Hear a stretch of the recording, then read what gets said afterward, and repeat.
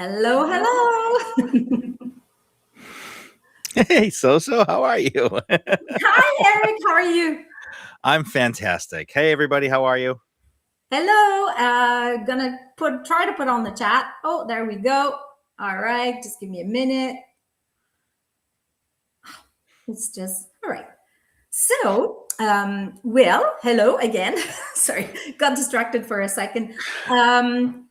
I am So. I am doing Time for Life with my guest today, Dr. Eric Lulov.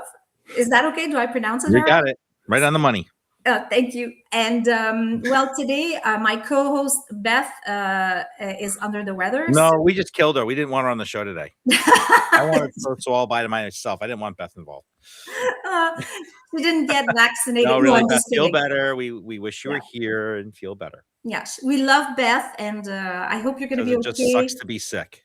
Absolutely. So it's everyone's our turn, right? I was sick on Monday, I'm chronically illing out, and now it's their turn. So that's why we live in South Florida. We don't get sick down here because we have sun all day long. Well, we don't have sun all day long, but it's okay. We manage. No, but you have northern lights, which I haven't seen in like 20 years. So yeah, it's awesome. So let me just get back to wait. Actually, it's not get back. It's more welcoming everybody who's in the chat. There's already 29 people. So hello, everyone. Welcome. Only 29? Yeah. Well, wow. It's okay. We're going to ask them to hit the hearts. We're good. Hi, everybody. So, hi, Nick. Hi, Kim. Hi, Julie. Like usual, my chat is on my tab, so I might miss up the stuff. If you have a computer, Eric, and you see interesting, interrupt me. We love to interact in our chat. So, wait, you want us to interact with everybody in the chat? I think no. Maybe not everyone, but no. If you see something that you want to react to, so. I'm just kidding. So, just to go back to the introduction, this is Time for Life. This is where we take a break from the doom and gloom, and we spend an hour discussing with our guests about what brings them joy. But first, Dr. Eric, should I call you just Eric or Dr.? You can call me Eric. It's fine. I'm sure you get that question all the time, right? Right. No, doctor's what I do. It's not who I am. I've heard you say that before, and I absolutely love that because we tend to mix our identities. God, I look tired today. Oh my God, I look tired today. Wow. Okay. No, you're not tired. I mean, at least you're tan. Look at me, I'm white, just like the snow outside. So. Well, I'm also I was in my red light therapy today, so I'm a little glowing a little bit today. So, yes. Well, I envy your tan. I have a whole skincare regimen that, I'm happy to share, but it's. Do you want to share it with us now? Well, I got to do my intro because not everybody knows who I am. So. Oh, okay. Yeah. So, okay. Enough. You have to forgive So, everybody. She's not used to hosting. So. Not by myself anyway. Exactly. So. All right. We're still going to have fun regardless. So it's all good.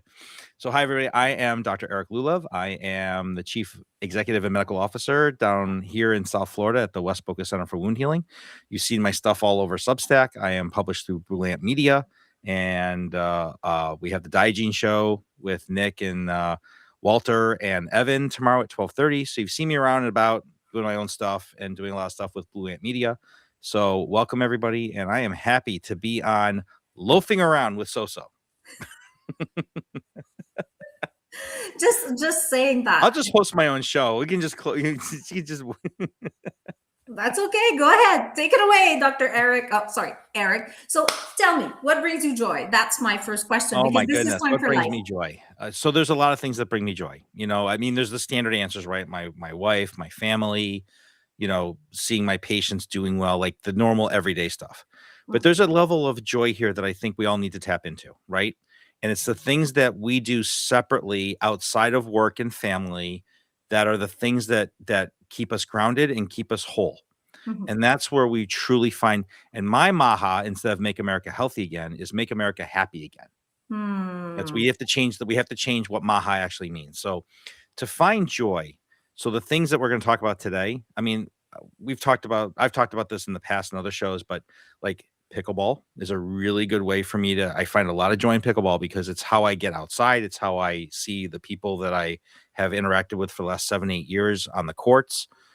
It's a place for me to escape the reality of my day stuff, to get onto a 40 by 44 by 20 court and hit a little white plastic wiffle ball really hard at somebody at 50 That's miles an pickleball, hour right? from 14 feet away. This is a pickleball, everybody. Yeah. So, to be in that environment. So that's one.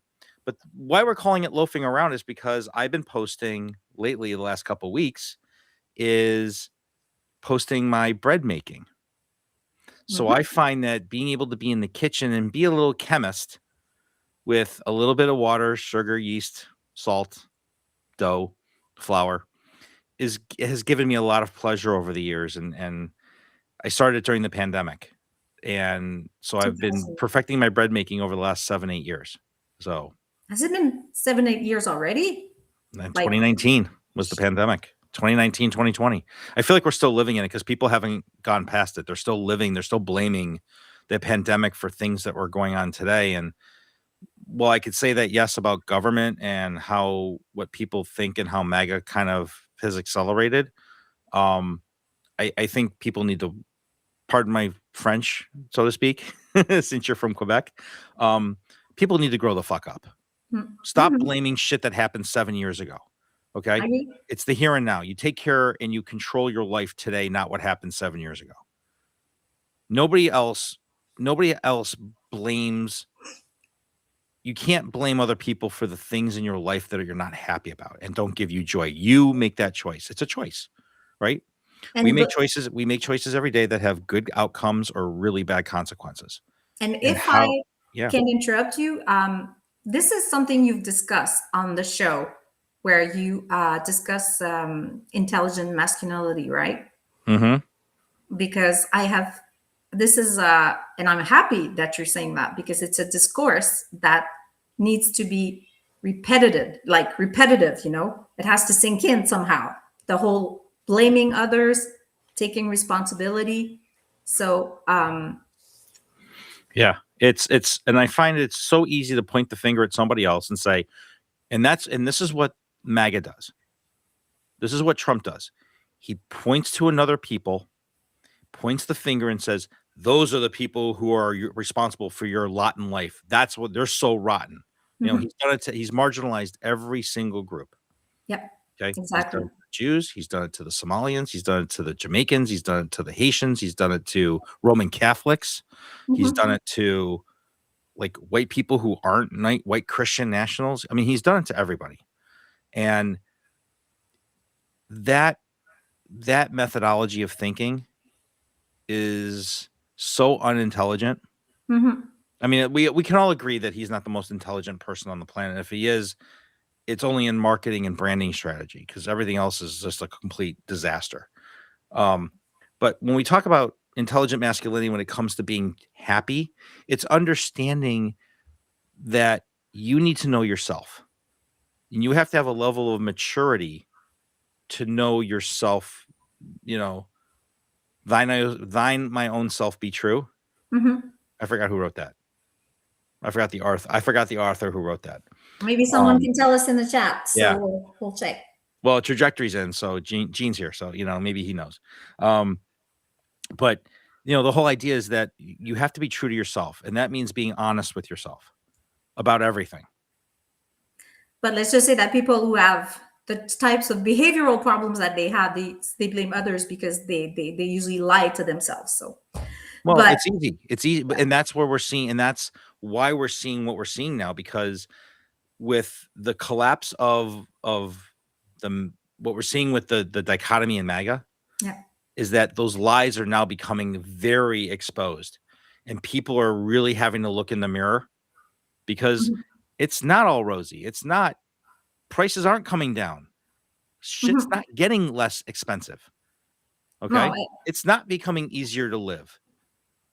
And so the lies are starting to penetrate. And when people are lied to and they've believed it and they've drank the Kool-Aid and now now the Kool-Aid's getting sour. mhm. Interesting. The hardest thing to look at is in the mirror.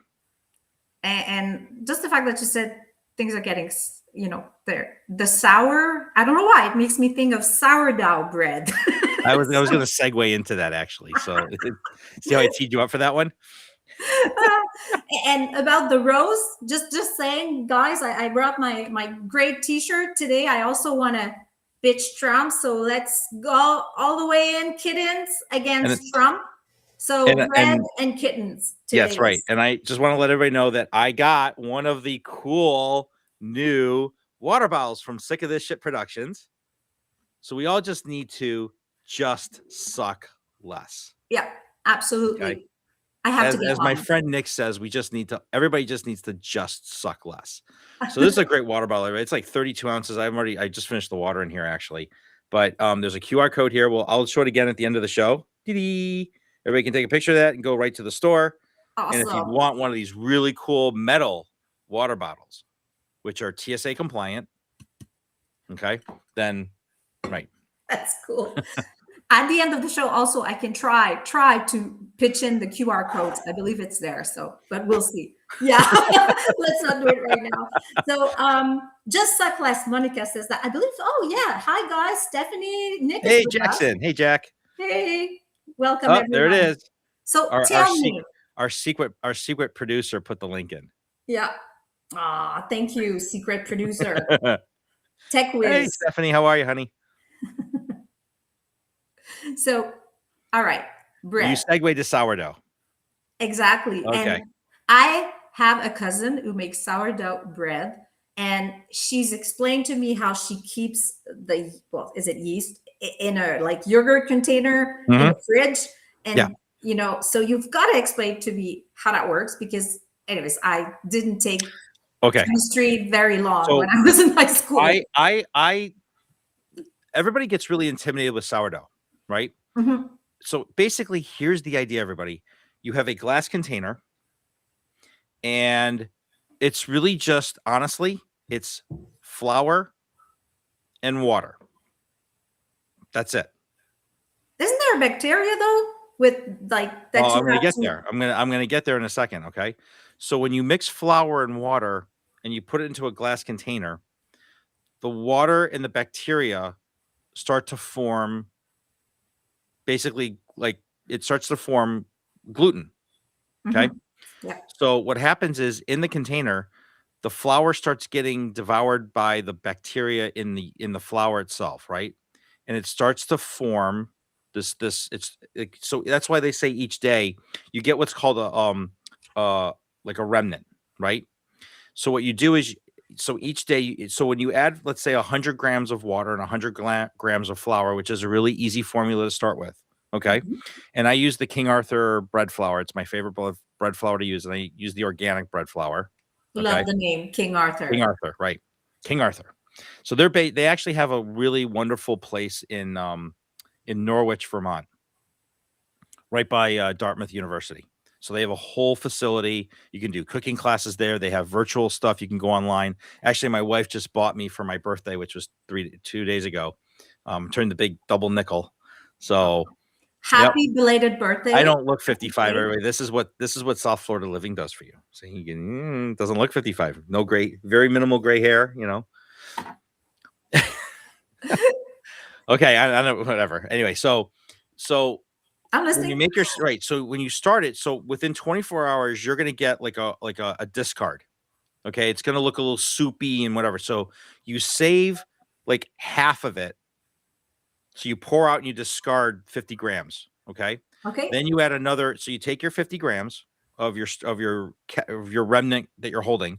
You add another 100 grams of flour and another 100 grams of water, and you feed it every day.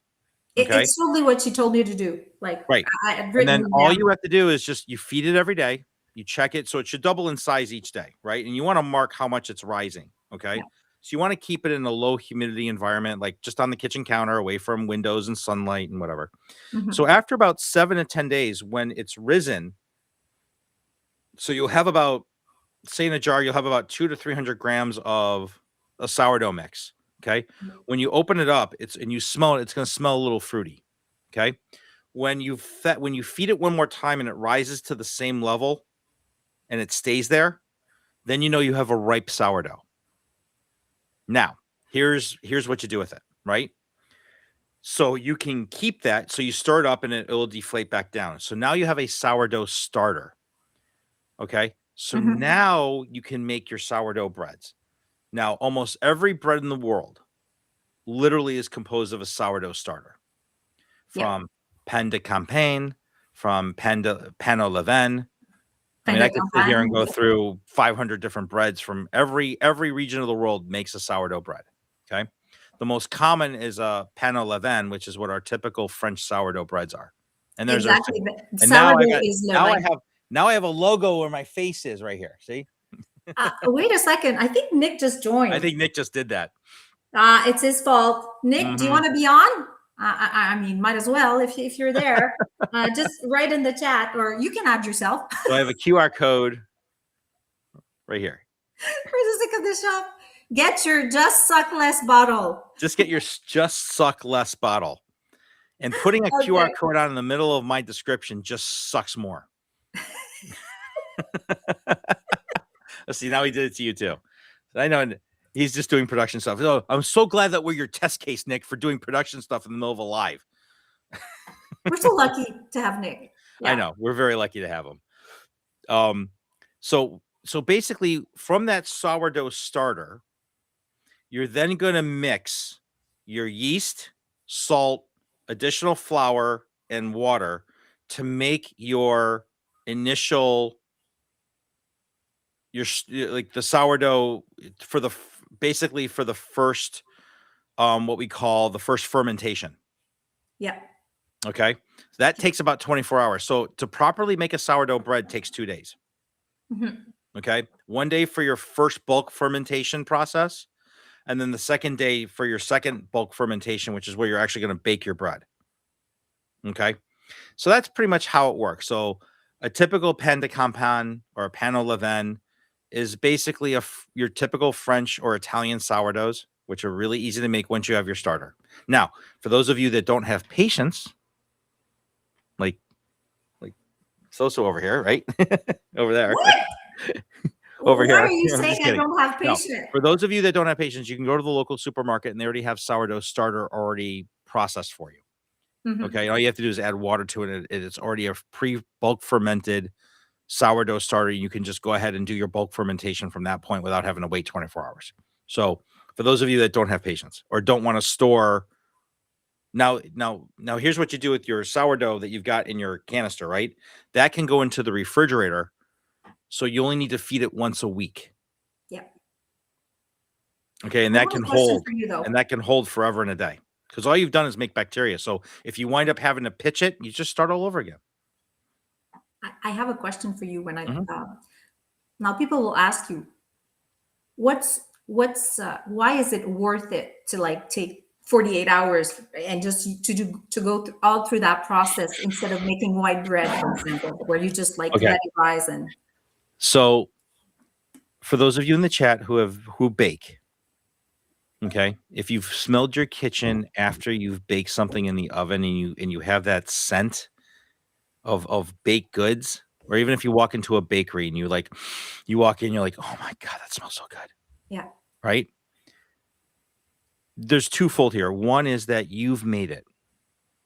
You've made your bread. It is a homemade art that you've done yourself. Okay? So with family, with friends, because it's homemade bread and it's fresh, you know exactly what's in it. My question, sorry, I should have been more specific. My question was more like, is it better then to make sour bread than just white, regular bread? So much more healthier. Yeah. White bread has all the enriched crap in it. That's what I meant. Like, as a doctor, what do you know about it? Like, why? Because I know I like it so much. Let's go back here. So any bread, typically there are 4 ingredients to make bread, right? Yeah. You need bread flour or flour, salt, yeast, water. Now you can add sugar. A lot of my breads, I add rosemary. I'll add some thyme. I'll put in herbs, I'll put in some cranberries, and I'll put in like different dried fruits or whatever to make whatever breads I want. So Super you can add, ingredients, right? right, olive oil. You can mix in olive oil, so the olive oil is kind of fermenting in with the yeast as you're getting the gluten and getting the pull. So depending on the type of bread you make, it also depends on what you're trying to accomplish, right? The easiest breads to make are French breads, right? French breads and like Italian rustics, because Baguettes. they not even a baguette, just even like a French round loaf, right? So you can do it in your oven. So there's a couple things you definitely need to have, right? You have to have, if you don't have a bread making oven, like a bread oven, like a freestanding oven, you can Yeah. use your regular oven. But the trick to making French bread is really having steam, because that's how you get the crust really crispy, really hard and golden, right? That's yeah. Of course, you're in French Quebec. I mean, it's like, hey, Actually, it's a standard. I would say I'm pretty like that's an aside. I'm very lucky because I'm married to someone who's from France, and his cousin was here this week, and he is Oh my a God. no, but Tell his me cousin. was he making? Not he actually what's the name? It's il pâtissier boulanger. That's his like basically that's his job. Like he has a He's a pastry chef. exactly, but with a bread too. Like they make bread and they make And you're not pastry. sharing with anybody on the show? Are you kidding me? Well, he's in France, so I don't care. but Where is he in France, by the way? is in the Région de l'Ardèche, which is Moulin, and his place is called Moulin d'Aubenas, and it's doing so well that he's opening a second shop. So yeah, I have good contacts there, and it's great because he came. So he went to another pastry bread shop to just to meet the owner. And it's like ask, and this is how you become successful there. You're curious, and he also, as you described, he does like he tries out things. He's got his own little laboratory. It's fascinating.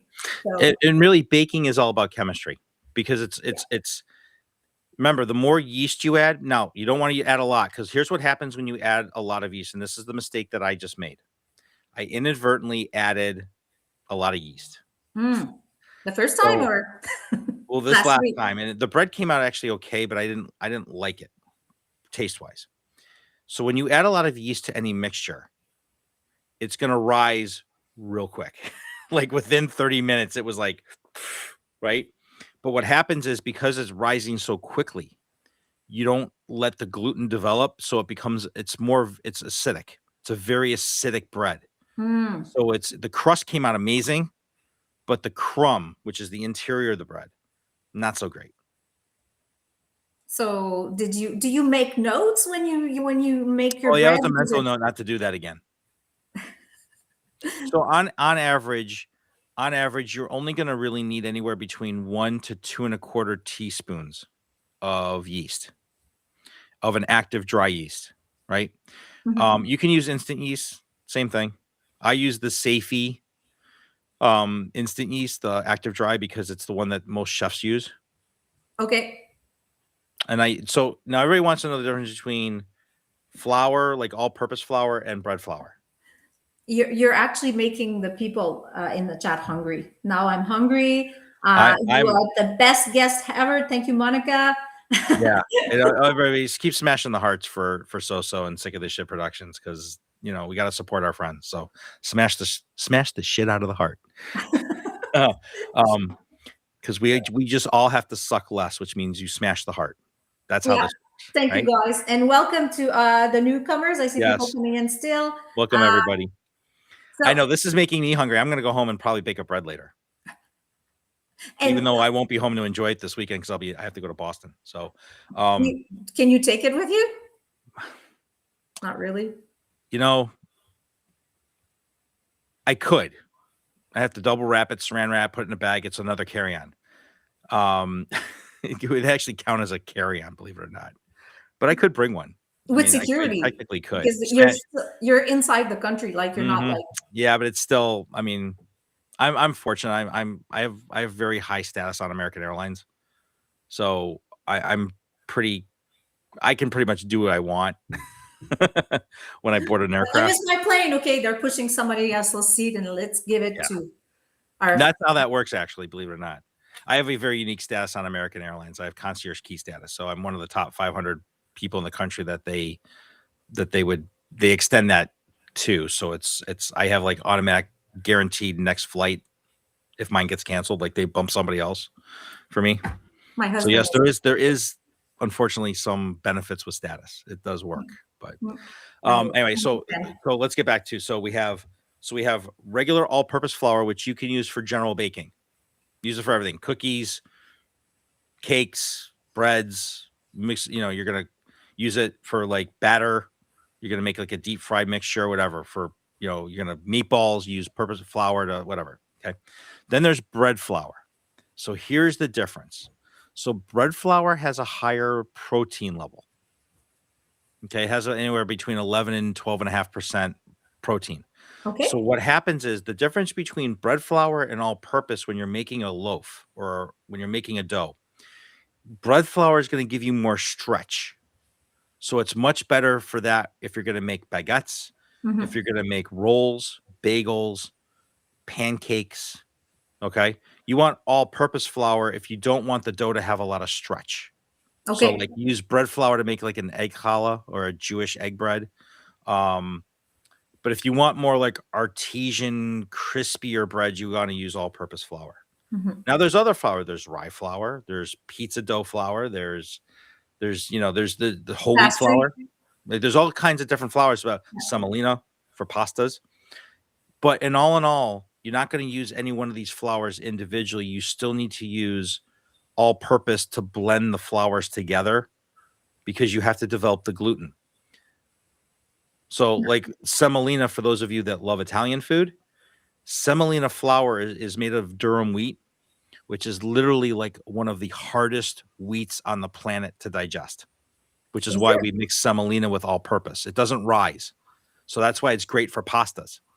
So why would you, if it's hard to digest though, what's the interest? Because it's great because it doesn't rise. So it's great for noodles and pastas and shape type of dishes. I'll use semolina for like a dough in the bread, and it gives you that yellowy, but you still need a flour that can rise with it. So, okay. And then there's like rye. So we use whole wheat flour. So whole wheat flour is how I make my pita bread. Whole wheat flour is great to get a really good, solid rise out. Plus, it will set faster than bread flour. So when I do my pita bread, which I put my recipe on my Substack, which everybody can download. So it's great also with hummus if you want like a little Mediterranean diet. So because of the wheats that you get in the Mediterranean part of the world, it's more whole wheat, durum. It's a heartier wheat flour that they use. So it's more for like naan bread and pita. You don't need the rye. But if you go to like Northern Europe, it's a lot of rye. In Ireland, Scandinavia, Iceland. So soda bread isn't that good? Like soda breads, right? So they use a lot of rye flour. So you get that more heartier, really tight crumb in the bread, but it's darker. And then you can add certain things. So like when I want to make like a Sicilian bread, I'll add a little brewer's yeast. A little what? It's called brewer's yeast. So it gives it more of a nuttier taste. Okay, but it's a type of yeast, right? No, I still use regular yeast, but we add a little bit of brewer's yeast to get a more nuttier taste to the bread. So this is why it's chemistry. Like you can add like you can add salt, you can add sugar. I use a lot of cane sugar because it's clean. I use mostly filtered water. I don't use tap water. I add a lot of herbs. It's a lot of fun. I just had a flash. I saw Brendan was in the chat earlier. I think he's probably still there or listening to us. And you've seen the gay baking show with Brandon Elric. So funny, right? It's great. So I was about to say you guys should make bread together. But anyway, it's just an idea like that because it is. Diana put something in the chat. Diana was asking what's in sourdough. So Diana, you kind of missed it. You might have came in late. We already discussed it, but sourdough is basically fermented water and yeast aged over 7 to 10 days that creates a sourdough starter. Yeah. And then you add that to flour and yeast and salt, and that does what's called a bulk fermentation. And then from there, you take that mixture, add in more flour on day 2, and then that becomes whatever you want to make as your sourdough bread. And good question for Monica. Do you use filtered water for a taste difference? Yes, it's cleaner. Mm-hmm. Because if you use regular tap water, you're going to get more minerals, which can change the flavor and the crumb in the bread. It can actually add more mineral that you don't want, especially if there's like heavy magnesium, heavy calcium. That's going to create like a salt when you mix it with water in the bread. So that's going to create a saltier bread. So Yeah. I want my breads to have the flavor that I want them to have. And when you use filtered water or spring water, right, you can use more herbs like rosemary, thyme, sage, basil. You can, and then there's other breads. Like you've had a French bread fougasse, correct? Well, yeah, often. Okay. When you go to So, the pastry right. shop. So what's a fougasse? So a fougasse is basically a baguette filled with cheese. Fougasse, like this. Okay.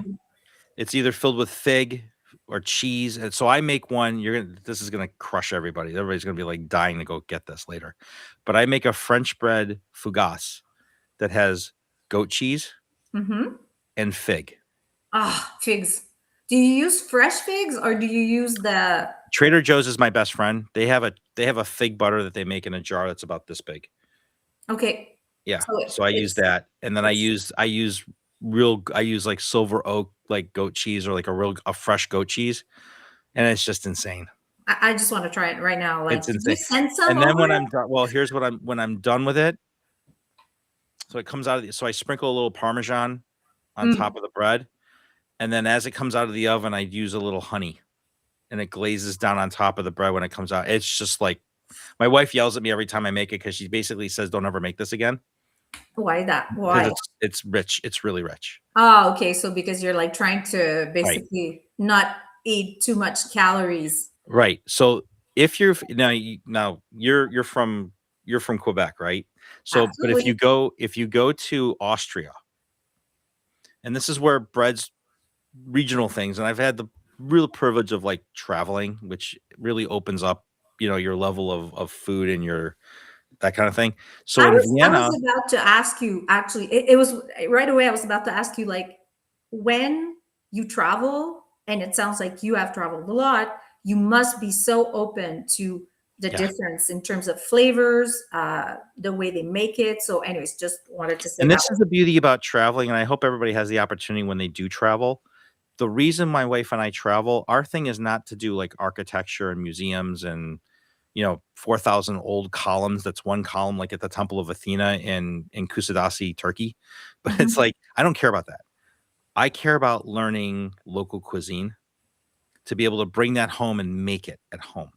Wow. Oh, that's Part of traveling is learning how other people make food so that you can reproduce it in your kitchen so that you can bring home your vacation. But it's got to be hard though, because you've got to sometimes in terms of ingredients, yes. So and they can get pricey trying to find certain ingredients, but like, for the most part, I have a really good farmer's market where I live, and they can pretty much get anything I want. Okay.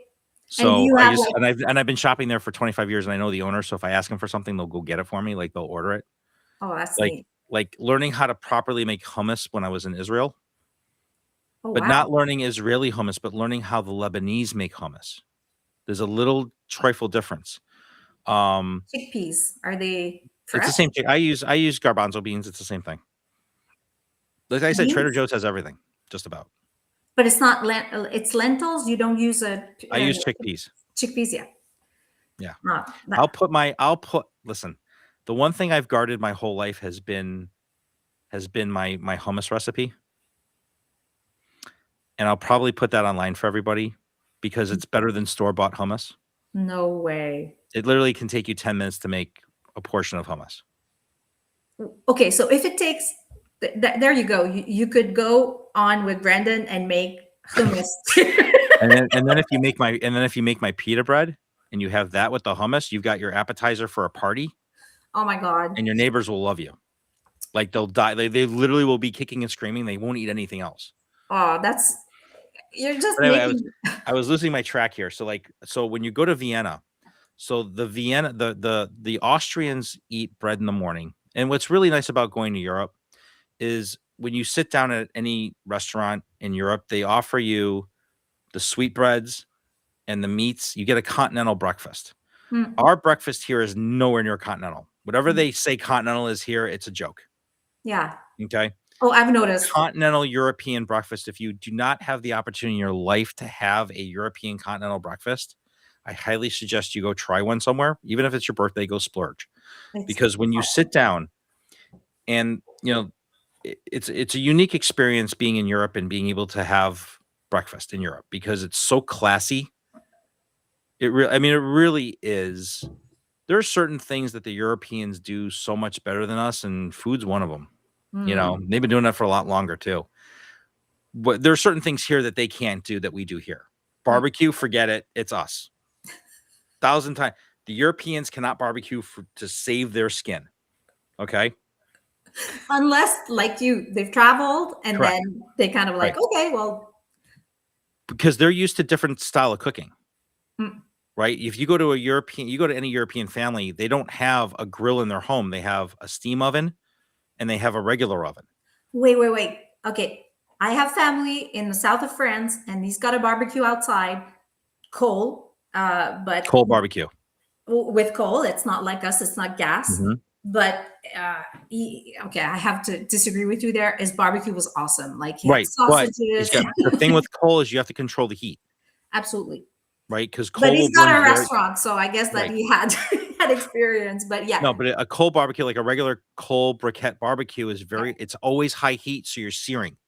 yeah. It's a searing type of barbecue, so you got to be careful. You got to only you got to move the charcoals around to one side so that you're only getting direct heat on one portion of the grill, so you can indirect heat on the other. I mean, there's a whole thing with barbecuing that's like it's how I make picanha steak. Mm-hmm. So for those of you who've never had a picanha, it's basically like a brisket with a fat cap on it. So you cook it indirectly on the grill. So you turn up one side of the grill really high, you put this on the other side, and you let it cook for like 3 hours. You let the fat cap cook through it, so it melts down into the meat, and that's Mm. basically like a Brazilian steak. Wow. Living in South Florida, I get a lot of South American influences here. I'm very fortunate. I have a very eclectic taste menu down here, which is great. Oh, that Um, sounds awesome. so Monica just asked about steam ovens. Yeah. So I do not own a microwave in my house. I actually, when we redid our kitchen, I put in a 30-inch convection oven and I put in a steam oven in. Both. I have both. So I have an upper steam oven and a lower convection. Mm. No microwave. Because really, at the end of the day, what do you really use your microwave for? To reheat your coffee and make popcorn. Mm. It's really what people use their microwaves for. They don't really cook in it because the microwaves are so bad for the food because it cooks at such a high heat that it actually overcooks it.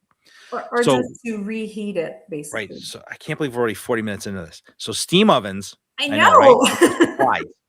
So steam ovens, so what the steam ovens do, so it's got a water reservoir and it acts like a regular convection oven, Yeah. but the steam is designed to superheat the oven quickly and then Oh, I use thought the it was going to be humidity. to It also. Yeah. uses the humidity Yeah. to help cook the food. So you can have moist. I use it for all my pasta reheating. Like I have a pasta. What's the worst thing about take home pasta? Like leftover pasta when you've had it from a restaurant, you try to bring it and you try to cook it the next day. It's dry. You Yes. overcook it, right? Because of the dry heat. But that's where the steam ovens come in that you can actually reheat humid. Mm. Okay. I also use the steam oven to proof all my dough. Oh. So this is the other thing. You want to proof the doughs for anywhere from 1 to 3 hours or longer, depending on which type of dough you're using. And I proof everything in the steam oven because it's so when you proof dough, and we all have this function on our ovens. It's a standard function on ovens today, is the proof mode. And what that does is it when you make your dough, you put saran wrap on it. Don't cover it with a wet towel. Put saran wrap on it or plastic wrap and put it in the oven on proof mode. That's at about 85 to 90 Fahrenheit. Okay. I have to say that. 25 centigrade. Oh. Okay. 25 to 30 centigrade. Sorry, I have to interpret for our metric friends over here. So The thing is, in Quebec, it's really weird. We have like you have we both, use both for right? different things. Anyways, we won't get into it. Right. But So by proofing at 85 to 90 degrees, you're allowing a moist environment and heat, a little bit of heat, because you don't want to activate the yeast too quickly. You don't want to cook the yeast, but you want the yeast to interact with the water and the dough to create gluten so yeah, they can rise. but what about if you're gluten intolerant? Then I you can have use gluten-free pasta. I mean, you can use gluten-free flour. okay, so but that is possible. You're not It is going to make absolutely possible. Yep. sourdough bread for sure. The yeast is irrelevant. The yeast is only designed as the bacterial load to help develop the gas to Oh, create the CO2 in the dough to get the rise. So yeah. that like, so we've all had focaccia bread.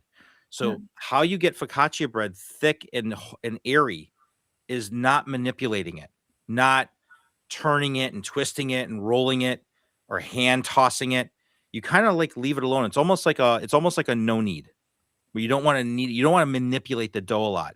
When you've got your dough and it's risen and you're about ready to bake it, if you want it airy with a lot of gas in it, you don't futz with it too much.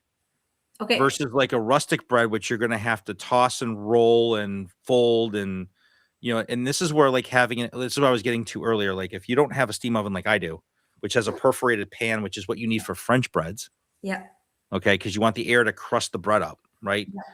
So what you need to do is you can get from, I think like Emile Henry has one, and they all have what's called a bread cloche. Okay, Cloche. Yes. a cloche. Cloche. I'll get some French today. You have baguette, you have Yeah. cloche, Well, the fromage for cheese. France is the capital of gourmet Pain, food, right? Pain is French for bread. So you got to understand, all cooking runs through Paris. No, it's Every Lyon. Lyon. Lyon, I'm sorry. Lyon. So all cooking runs through France, pretty much. Every world trained chef Yeah. is French trained. And goes to Lyon because that's where I am sorry, I don't know the name exactly, but I know that's where the highest school of cooking is. It's where Daniel Boulud learned and trained. And then Uh, he came to Daniel Boulud has 18 Michelin stars. okay. He's Sorry. one of the top chefs in the world, has opened up restaurants. So he was the sous at Oh wait, yes, it's in New because York City. I Okay. know what it's the name. Right. It's in French. We call it. Anyways, you'd have to Chef type de it. cuisine. No, his name. Oh, Daniel Boulud. Boluud. Daniel Boulud. Bol. He's the chef. I'm sidetracking everybody, but tough. He's the chef that got pissed that the French didn't create the hamburger. No way. Mm-hmm. I didn't So know that. he created his own hamburger. So you can get his hamburger in New York City at his restaurant called Daniel. Okay, which is where Okay. Le Cirque was. He was the chef de cuisine at Le Cirque in New York City. Okay. Then he bought the space and created his own restaurant. So here's what he's done. So he wanted to create a hamburger that was so outrageous, it takes 3 days to make his hamburger. No way. It's ridiculous. So he's actually got his inner. So it's just crazy. So his burger, it's like $60. It's ridiculous. So it's I'll tell So you, you're gonna have it once in your it's lifetime. so expensive. You have to have it because it's that good. So his his inner patty is a combination of oxtail and braised short rib. Okay, wait. Oxtail. That's an animal, right? Mm-hmm. It's all meat. It's all beef. Oh, okay. Okay. So his inner burger is oxtail and braised short rib. It takes a day to make the short ribs because he's got to, you have to braise them. So that takes a full day to make the short ribs. Yes. So on day 2, he braises the oxtail and makes the burger patty from the inner patty with short rib. Then he takes that, makes another outer patty to make more braised short rib with brisket. No way. So it's all blended meat. So the thing is, like, I'm going to tell you, like, the thing's like probably like that thick. Oh wow. So Then you he just have puts that when you eat. Then he uses right. Then he puts cheddar. So that's basically right. Then it takes him a day to make the brioche buns because you can't have a hamburger without a brioche. Absolutely. Brioche. I mean, for those of Pain you that have not brioche. had a hamburger with brioche, Yeah. get the freaking brioche. Okay. It's the pain brioche, as we call it. Right. Like if you've not had a burger with a brioche bun, like you are totally missing like one of life's wonderful taste buds. Yeah. Like it is such an amazing taste. It's crazy. And then your local supermarket always has brioche. Um, so then he makes the burger with a slice of cheddar cheese, Mm-hmm. and then he makes his French fries. It literally takes him 3 days to make the burger because of the Wow. braised short rib, a day to make the bun. It is when you bite into the burger, and everybody should just Google search the Daniel Boulud burger and just Balloon. look at the images and let me know you're not gonna like roll over dead after you with a heart. Like I share it with my wife. The one time we had it was crazy. It was insane. Like the taste literally will like knocks you out of your chair. It's so good. But anyway, So we so could say, he's one of the he's one of the top chefs in the world. He's actually, if you go on celebrity cruises, he actually has the sponsored Le Voyage restaurant on the new ships, on the Edge class ships for celebrity, and it's all his cooking. His chefs are there making, like, people who've trained with him. He opened up French Laundry in California. He's just one of these guys that if you want to ever have French cuisine, he's the I mean, I have his book and he's got all his recipes in there. I couldn't even begin to dream to make the food out of there, and I'm a pretty good cook. And I'm a great line chef, but I'm a pretty but I can't make what I mean, this is but we're talking like you must have years of tried training. to do Yeah. at least one recipe, right? No. Yeah, No. I tried. I had to amend it because I don't even know where you would get some of the ingredients he puts in there. Wow. Like I couldn't So even I would Google source the ingredients and it's like I'm not going to like the end point of the world to go get this one herb that he uses that he gets that he sources from. It's like this is why you're also ending up paying $60 for the right. So hamburger, right? we called this loafing out because it's really about the breads. It's really about my bread making and about how I get joy. And we still got sidetracked. We got like 10 minutes left. But Well, I was about to ask, yeah. how do you make space for that? Because that's usually the last question that we ask our guests is how do you make that time and space to make bread, especially where you're going to end up having to wait 2 days for that. So based on my schedule, if I can plan out my breads, I'll try to do it on the weekend. Like I'll ferment the bread on Saturday and I'll bake it on Sunday. So I have the Sunday bread with dinner on Sunday. And then I have it for the rest of the week. And you know, my wife always yells at me, "Don't make this." When she tells me don't make it, it means make it again because it's so good. Yeah. But what this does is, so it's really all her fault because what happened was during the pandemic, I decided, you know, I happened to turn on America's Test Kitchen and they were making an egg challah. So I'm like, I can do that. So it started with an egg challah. Then she bought me the clouche. And then I started making baguettes. I started making artesian breads. I started making cookies and, you know, eh, listen, it's all her fault. I love you, So, honey, but it's all your fault. I mean, you have such a specialized career that you have to be very, very thorough in what you do, right? So, do you Yeah. think that that also um, was part of what led you to becoming so Well, like not focused, but like actually getting to want to know all the specific types and mhm. all? So here's the thing. So baking, unlike regular cooking, Yeah. baking is like chemistry. You can't just decide you're going to change the ingredients and change the formulas because baking is so precise. Like if you make, we've all had the epic cookie fail. Oh Like yes. you're gonna make chocolate chip cookies and you decide to go off the reservation and not follow the recipe, and Yeah. you cook instead of at 350, you try to rush it and bake them at 400 for 12 minutes instead of 350 for 20 minutes. Oh, you're missing an Or ingredient, and like, okay, I'm you gonna don't try this one, you or skimp on using butter and you use like cheapy margarine butter and like yeah, you kind of start shortcutting and then they don't come out right. Oh, by the absolutely. way, for any baking, everybody, I only use Kerrygold Irish butter. I use that is exclusively what I use. I use the salted and unsalted based on the recipe, but I use nothing but Irish butter for baking. It is so good, that It's butter. expensive, but it's so good. I And I agree. know, listen, I know everything's pricey and expensive today, but if you're baking, you really want to use like the best ingredients you can find because it does change the taste. Mm. Now, I'm not saying that unsalted grocery store butter is not gonna, you're still not gonna, it's still gonna taste good. It's just not gonna be like, oh my God, great. Versus like, this is amazing. So It's also about the effect you want. And I use like sea salt. I don't use table salt. Yeah. Kosher salt, sea salt, The texture would end up. textures, Yeah. fresh rosemary, fresh herbs.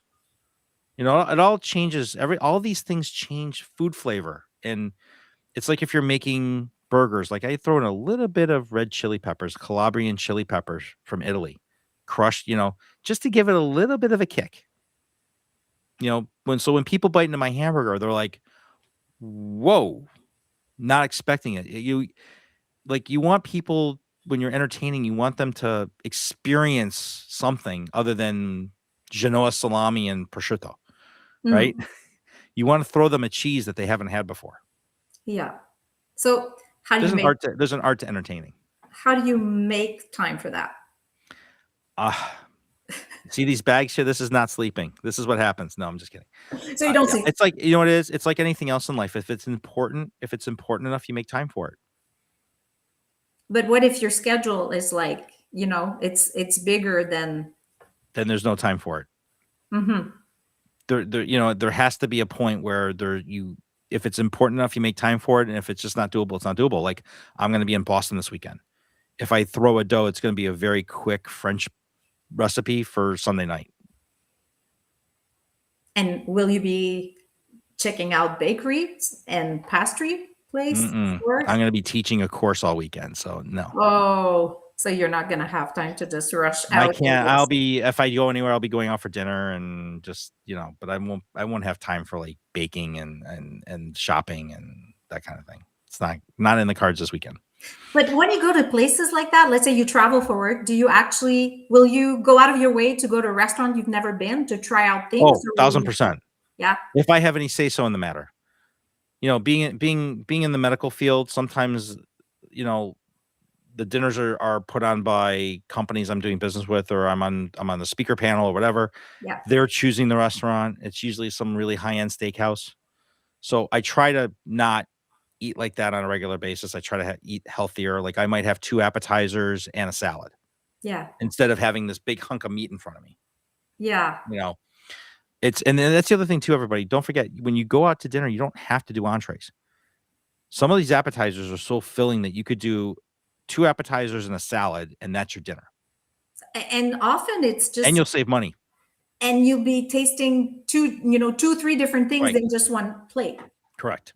Depending if you're a foodie, right? Which you are, I'm sure. Monica's so funny. Taste typing and listening is not my strong suit. Yeah, Monica is. So you're so much fun to have in a chat, Monica. Thank you for. Yeah, thank you. How many people are we up to now? Almost 100. Oh yes, we need one more. Smash those hearts. Smash those hearts. Killing it today. We're killing it today. Are we? I think so.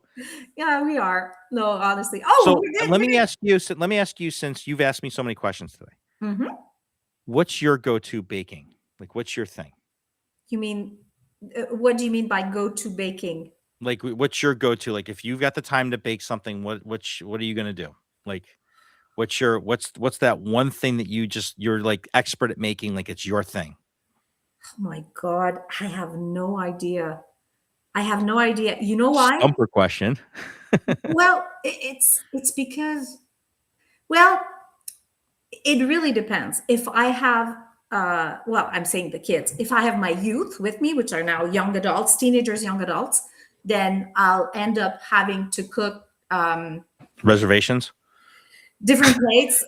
Well, the thing is, you know what? I actually, we're on chronically healing out.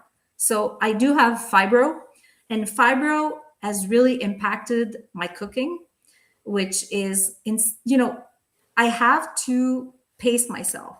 So where my daughter, she's 17 now. When she was 3, okay, she would never eat at school. Like I always cook all the time, when she was little. But over the years, it's been 12 years? I don't know. Like I became aware that I had fibro, and if you're going to cook and it's worth it, it's at least minimum an hour, like standing up in your kitchen. Not necessarily. Depends what you're making. Well, I don't know. The way I cook, I guess it's just like, if you're making it from scratch, it's a lot of prep. Absolutely. Like, back then we didn't have those boxes, where you're like HelloFresh, or, you're getting all because by the way, I love those because you could just get everything and Oh, they're you cook great. it. If you don't know how to cook, those things are the best way to learn how to build ingredients and mix and cook and learn. Yeah, and that was I a love positive that. thing about COVID because that's when they all like flourished, Exploded. like Yep. we had one company in Canada and then we have like three or four, So, and I have to say those are very handy because if you like to make your own food, but then But you don't know how to source everything or know ingredients. And so what's great about HelloFresh, everybody, and those types of companies is you could do that for like 3 to 6 months, build, and they send you all the recipes. yeah. Like they send you the cards in the box, right? Oh yeah, So you wind up building a a binder. recipe book of the things that you like. And then once you learn how to make that stuff, Yeah, you don't need HelloFresh anymore. You go to your market and yeah, you buy what you want yeah, and you make that. And then you can absolutely. start tweaking it a little bit. You start, well, maybe I'll add a little of this. Let's see how it comes out. A little Yeah. change in the sauce. Like once you learn how to make chimichurri, it's easy. Yeah, but so I love cooking. Honestly, I do, but it's just harder because sometimes I'll have those Yeah. days where I have a Yeah. flare and I'm not able to just do it. I mean, sometimes it's just like my husband or even my daughter will bring me a plate, and it's something that's already either in the fridge or so that has been something that I've had to accept is to um but when you're asking in terms of what do I like in terms of food, I am Well, like you in the way that I will if you discover. let's just say that you feel you're having a really great day, your fibro's not flaring, and you can stand in the kitchen and you can prepare. What's your go-to dish? Like what's your home run dish? Okay, The it's thing that your family, you make it, your family knows they're gonna be eating at the table. okay. Honestly, Dog salivating, kids salivating, husband salivating. um, They can't wait to dig into it. I would say either butter chicken or chili. So very simple, but at the same time, it's just the time that and the ingredients too. Like Mhm. I'll get like the spices for I'll try to not take those whole El Paso like spices. Like I'll actually get the cumin, the paprika, like just the garlic. Like yeah. So I would say that's probably those. They're Yeah, pretty simple though. learning how to make and that's the other thing why I wanted to do this for everybody, is because once you learn how to bake a bread, you just learned a survival skill. Yes, that's true. You just learned a survival skill. If you can learn how to manipulate flour, water, yeast, and sugar. Would you say you've tried making bread, like let's say when you're doing either camping or you're in not survival mode, but you don't have your oven, you don't have you ever tried that? Like on a campfire No, or something? no. Wouldn't that be interesting? Yes, but keep in mind too, it's so you have to do a quick rise. So if you're going to be outside, right? All you need to do is cover the bowl and let it sit Mm. outside for an hour and you'll get the rise. And then it's just about having the ingredients to bake bread. Remember, Jews didn't have time 40,000 years ago in the desert. That's why we have matzah. It didn't have time to rise. Okay? And in So, in Quebec, well, I'm saying Quebec, but probably in Canada, where when I was little, we would go to um, okay, I'm trying. Sorry, I'm searching for my words, but um, Amérindien would be like First Nations bread. The way they cook it mhm. also is like it's in French. It's called de la bannique. Like a So lavash, bannique, what? like a lavash, or is it I more don't like a know, cracker? but yeah, but it's a little bit thicker. Okay. Somehow I don't know how to make it, but it was so good because I think they would put a little bit of sugar in it. So which was interesting because Mhm. and yeah, that was cooked on the fire. So I've had that. Yeah, so for those of you that I gotta get going here, but if for those of you that are very interested in bread making, so like I said, King Arthur Bakeries, where I get a lot of sourced information from, they sell a book. It's called The Big Book of Bread. Has about 125 different bread recipes, cookies in the back. Um, I'm not a I don't follow the show, but I bought my wife both of the Magnolia cookbooks from what's her face? From Someone in the chat. I don't know. was it for like it was the her and her husband down in Texas in Waco. They did the I can't killing help me. you. Joanne Joanne. Joanna Gaines. Joanna Gaines. So she's Okay. got 2 cookbooks out, some fantastic recipes in there. Okay. And her name I is make Joanne. and right. So like I also my wife will kill me when I make it because I make a key lime pie that's frozen. If you've never had a frozen key lime pie, oh my god. Oh, that must be so good. Wow. Wow, wow, Like wow, wow, wow. killer. And then I make a ricotta cheesecake during the holidays for Christmas. I do like an orange ricotta cheesecake with ricotta cheese. My wife hates it when I make that too. So there's a few things, and like my ribs are really good. Like, I mean, I've perfected these over the years. I mean, I'm 55. If I haven't learned how to manipulate a grill at this point, being an American guy, I don't deserve to be in the kitchen.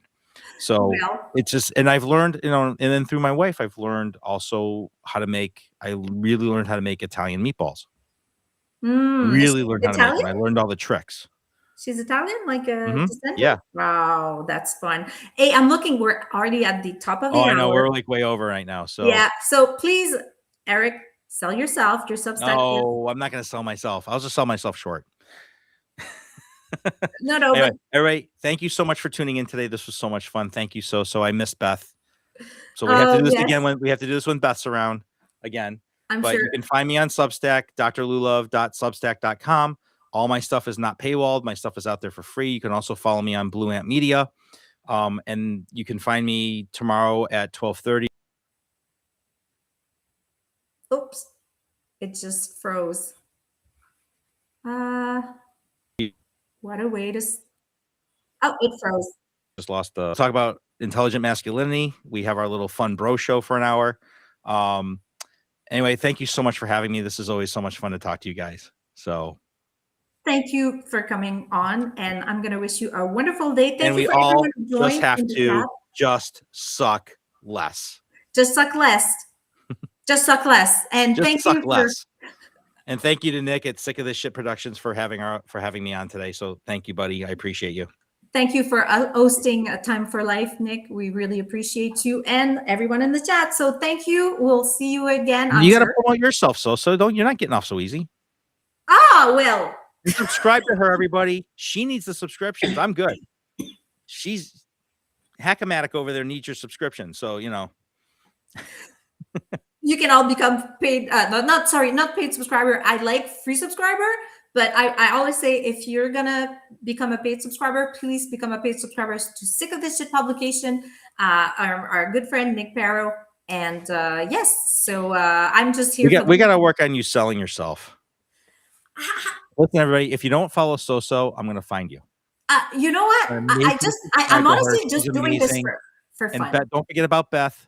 Subscribe to Beth Cruz because they both host this show. Beth was sick today; she couldn't be on with us today. She makes wonderful meditation on Mondays. Thank you so much. Yeah, thanks for smashing the hearts and taking care of Soso, everybody. And really, Soso, thank you so much for having me today. And it was a pleasure. Thank you for coming. We'll see you. Really love you guys. Bye, guys.